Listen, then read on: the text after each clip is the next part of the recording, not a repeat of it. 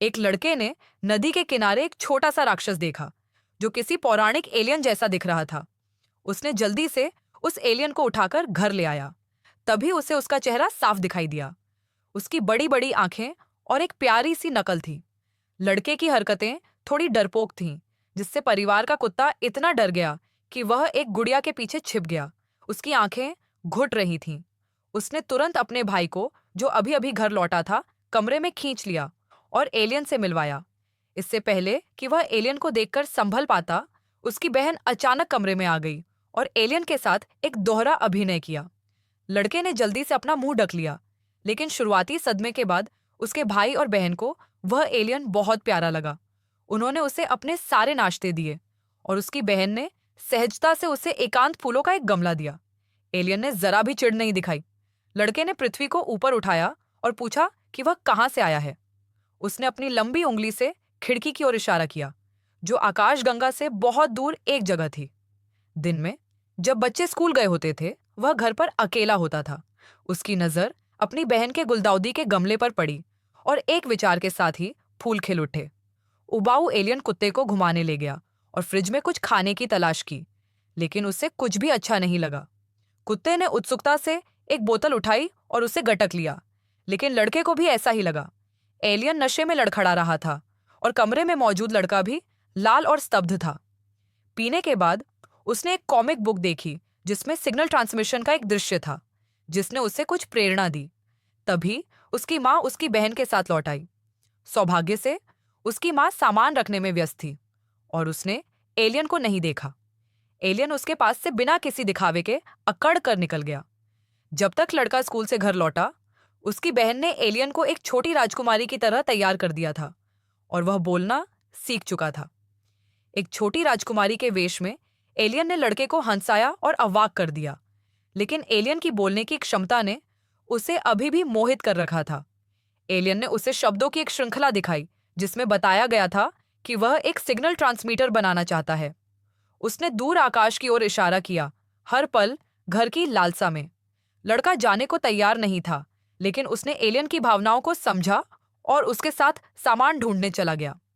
उसे पता भी नहीं था कि उसके घर की बातें किसी ने सुन ली थीं और उसकी कहीं और सुनी हर बात किसी ने सुन ली थी। लड़के ने अनुमान लगाया कि एलियन को उसके घर पर यह सामान मिल गया है। एलियन को गलती से गियर मिल गए।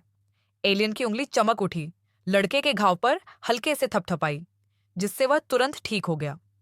एलियन ने अपनी अलौकिक शक्तियों का उपयोग करके इन सामग्रियों में हेरफेर किया और उन्हें एक सिग्नल ट्रांसमीटर में मिला दिया, लेकिन अत्यधिक ऊर्जा खपत के कारण खिले हुए फूल पहले ही अपनी ऊर्जा खो चुके थे।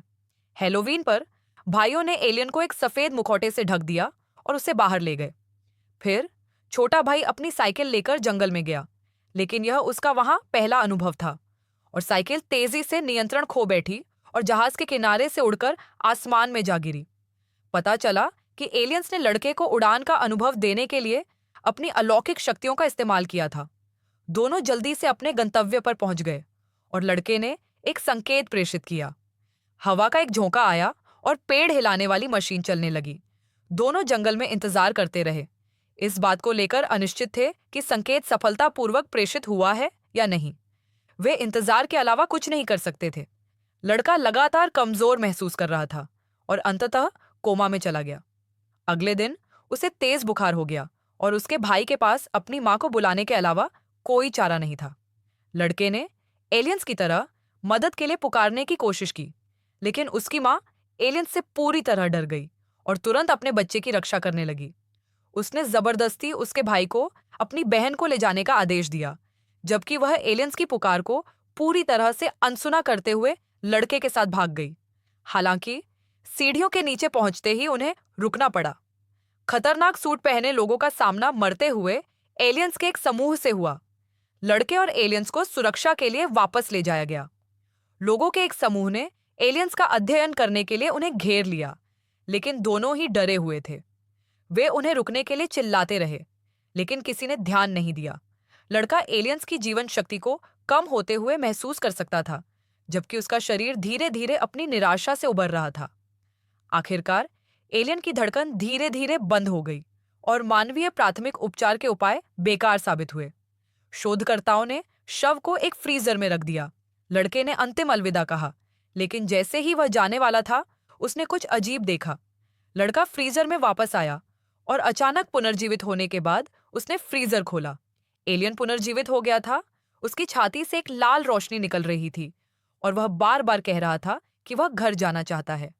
शोधकर्ताओं ने लड़के को खोज लिया और उसकी छाती बाहर निकाले जाने के बाद वह एक खुशखबरी से अभिभूत हो गया। जब फ्रीजर को ट्रांसपोर्ट ट्रक पर चढ़ाया जा रहा था, उसने ड्राइवर की सीट ली और नाकाबंदी तोड़कर आगे बढ़ गया। आधे रास्ते में वह अपनी जानी पहचानी साइकिल पर वापस सवार हुआ और अपने दोस्तों के साथ उस एलियन को जंगल में ले गया।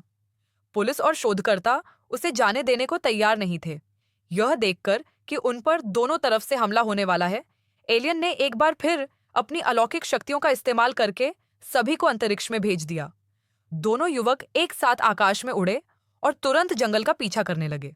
जैसे ही लड़का ट्रांसमीटर देखने वाला था, एक प्रकाश की किरण चमकी। एलियन पहले ही आ चुका था। उसकी बहन ने शेड में रखे फूल दे दिए और उसे अलविदा कहा।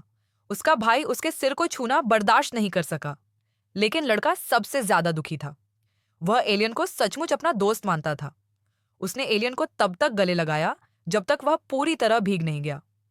एलियन ने मुस्कुराते हुए उसकी तरफ देखा, हाथ बढ़ाकर उसके माथे पर ठपठपाया।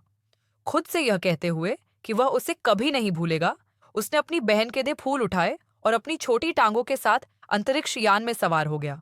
आसमान में एक इंद्रधनुष चमक उठा, जिसने इस अद्भुत यात्रा को समाप्त कर दिया, जो हमेशा के लिए सभी की यादों में बस गई। कहानी अगर पसंद आई हो तो शेयर करना ना भूले।